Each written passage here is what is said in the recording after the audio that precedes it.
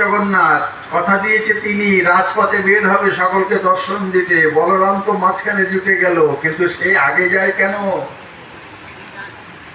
বলরামের রথ এ কারণেই আগে যায়, বলরাম হচ্ছে গুরু। তাই গুরু কৃপা যার উপরে হয় তার উপরে ভক্তি মহারানীর কৃপা হয়, আর ভক্তি মহারানীর কৃপা যার উপরে হয় তার উপরে ভগবানের কৃপা হয়। তাহলে ভক্তি মহারানী দেবী সুভদ্রা, বলরাম হলো গুরু।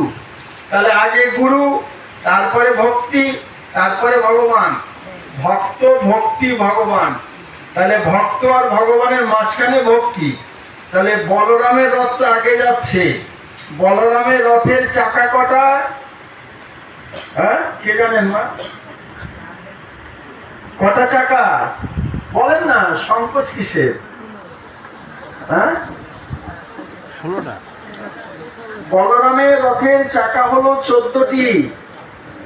14টি চাকা থাকার কারণ কি? না, বলরাম হচ্ছে 14 ভুবনের গুরু। তাই ভূলোক, ভবলোক, স্বর্লোক, মহালোক, জনলোক, সত্যলোক, তপলোক, এই হলো 7। অতল, বিতল, সুতল, তল, তলাতল, মহাতল, রসাতল, পাতাল, এই হলো 7।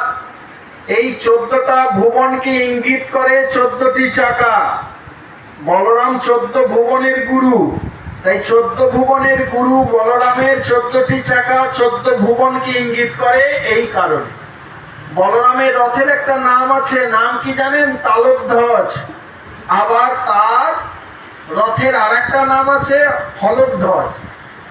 এই জগন্নাথ বলরামের রথটা আগে আগে চলছে, পরে আসে সুভদ্রার রথ। সুভদ্রার রথের চাকা কটা? 12টা। সুভদ্রার রথের চাকা 12টা কেন? না, সুভদ্রা ভক্তি মহারানী।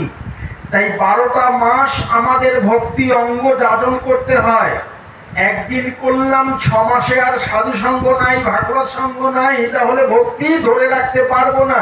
তাই নিত্য নিত্য ভাগবত সঙ্গ, সাধু সঙ্গ করার নামই হলো ভক্তি। তাহলে সেই ভক্তি